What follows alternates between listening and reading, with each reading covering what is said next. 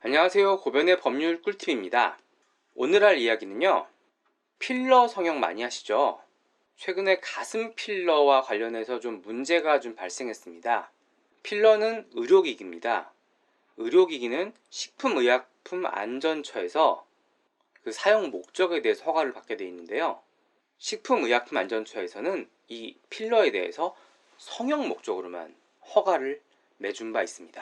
그런데 일부 성형외과나 의원에서 이 필러를 허가 목적 외의, 예를 들어서 가슴이나 질 같은 부위에 사용해서 좀 문제가 되고 있습니다.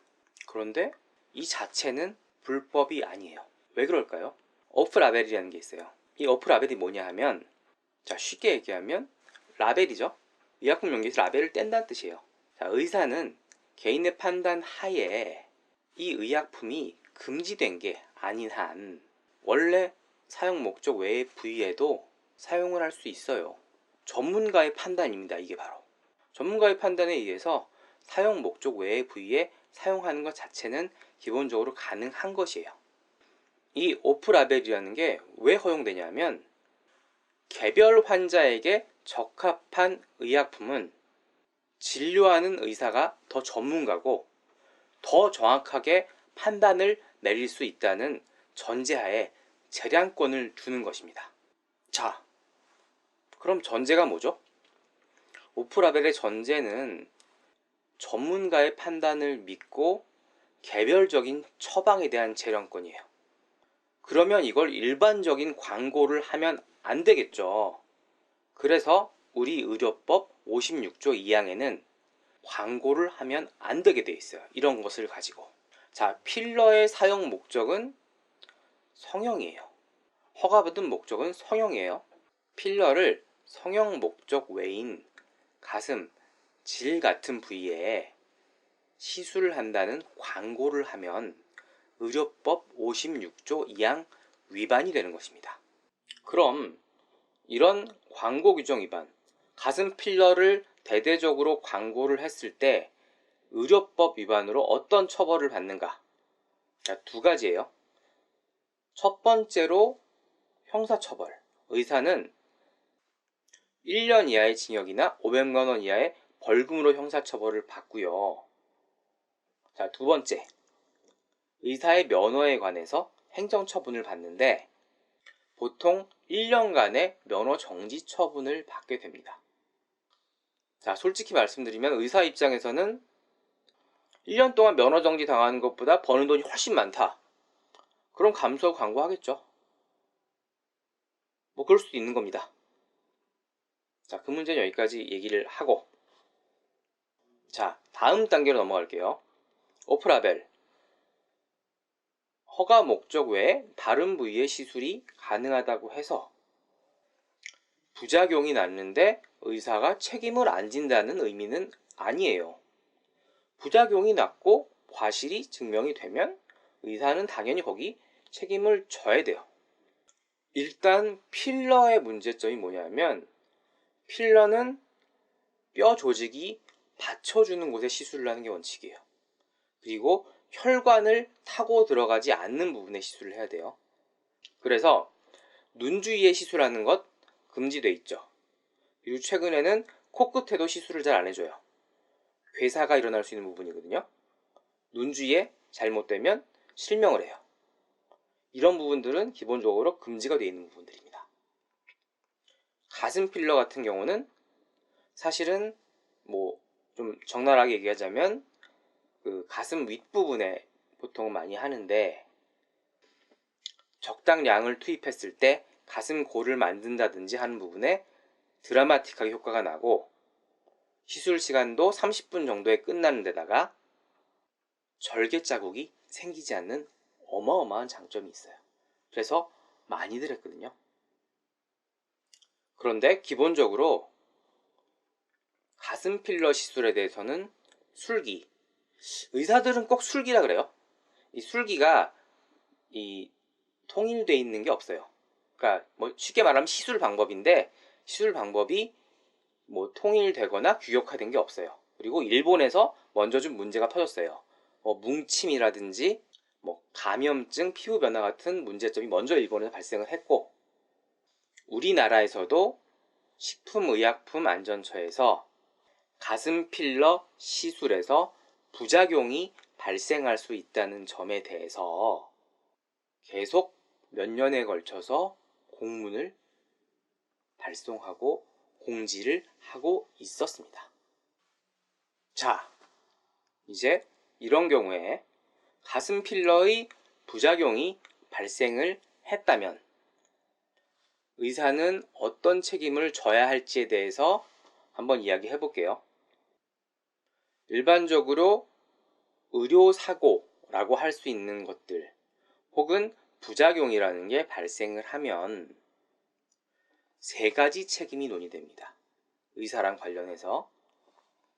자, 기본적으로 민사책임, 형사책임, 행정책임, 이게 3세트예요. 이거를 지금부터 하나하나 설명을 드릴게요. 자, 민사책임. 의사의 시술에 명백한 과실이 있었다면 당연히 의사는 거기에 대해서 책임을 져야겠죠. 시술 과정에 실수가 있었다면 책임을 져야겠죠. 근데 그거를 증명하기가 쉽지는 않아요. 그래서 신체감정, 의료기록감정 이런 것들이 의료소송 과정에서 굉장히 시간도 오래 걸리고 중요한 문제가 됩니다. 두 번째, 자, 민사소송과 관련해서 의사의 설명 의무 위반이라는 게 있어요. 자, 의사가 수술 같은 걸 했을 때 이게 어떤 부작용이나 후유증이 나타날 수 있다는 부분을 환자에게 충분히 설명하고 환자가 선택을 할 수 있게 선택권을 줘야 돼요. 정상적인 시술, 과실이 없는 의료행위를 하더라도 부작용이나 후유증은 나타날 수 있어요, 당연히. 그렇기 때문에 의사는 환자한테 선택권을 줘야 되는 거예요. 이게 설명 의무거든요. 쉽게 말하면 그래요. 그런데 이런 부분을 잘 했느냐? 이 부분 가지고 특히 성형외과에서는 많이 문제가 돼요. 보통 요즘에는 서식들이 잘 발달돼서 자, 그런 부분에 다 사인을 받습니다. 근데 이 경우를 봅시다. 제가 아까 식품의약품안전처에서 계속해서 공문을 보냈다고 했죠. 그러면 의사의 설명 의미도 추가적으로 강화돼야 되는 거예요. 그냥 일반적인 바른 시술, 자기가 해왔던 바른 시술과 똑같은 설명 의무를 해가지고는 안 되는 거예요. 추가적으로 가슴 필러에는 이런 부분들이 생길 수 있다라는 점을 기존 것과 똑같이 설명하는 게 아니라 플러스 알파라는 점이 있어야 한다고 저는 생각합니다. 이런 강화된 설명 의무를 했는가가 문제가 될 겁니다. 그리고 두 번째, 의료기기법에는 보고임이라는 게 있어요. 제가 아까 필러도 의료기기라고 했죠. 부작용이 발생을 했다면 보고를 해야 됩니다. 식약처에. 이 의무를 위반을 하면 의료기기법에 따라서 형사적으로 처벌을 받을 수도 있고요. 행정적으로는 의료기관에 대해서 업무 정지라든가 아니면 경우에 따라서 의사면허 정지 이런 행정처분이 가해질 수도 있어요. 그러면 민사, 형사, 행정의 3세트가 완성이 될 수가 있겠죠. 이런 관점에서 가슴 필러의 문제점은 접근을 해야 되는 겁니다. 또 하나, 제 개인적인 의견을 하나 추가하자면 필러를 가슴에 사용을 하는 것 자체가 의사의 술기가, 시술 방법이 규격화되어 있지 않다고 말씀드렸어요. 근데 아무리 그렇다고 해도 과한 양을 주입하는 것은 좀 문제가 있다고 판단할 가능성이 높습니다. 누가?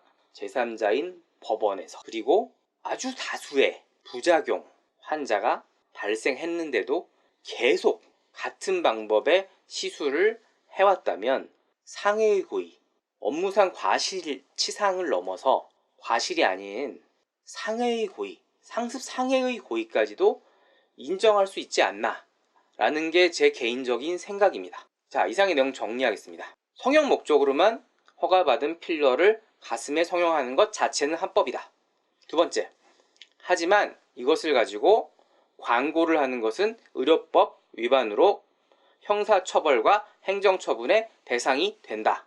그리고 저는 이런 상황을 방치하고 있는 관련 행정청에도 문제가 있다고 생각한다. 적극적으로 고발을 해야 될 것이다.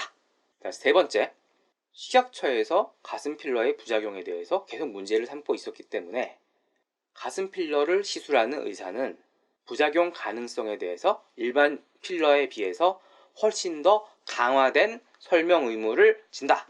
네 번째, 의사가 가슴 필러의 부작용이 자기 병원에서 발생했음에도 불구하고 식약처에 보고 의무를 다하지 않았다면 의료기기법 위반으로 형사책임 및 행정처분 받을 수 있다. 다섯 번째, 제 개인적인 견해이지만 피해자가 계속 발생함에도 불구하고 같은 종류의 시술을 강행했다면 상해의 고의도 인정할 수 있을 것으로 판단된다.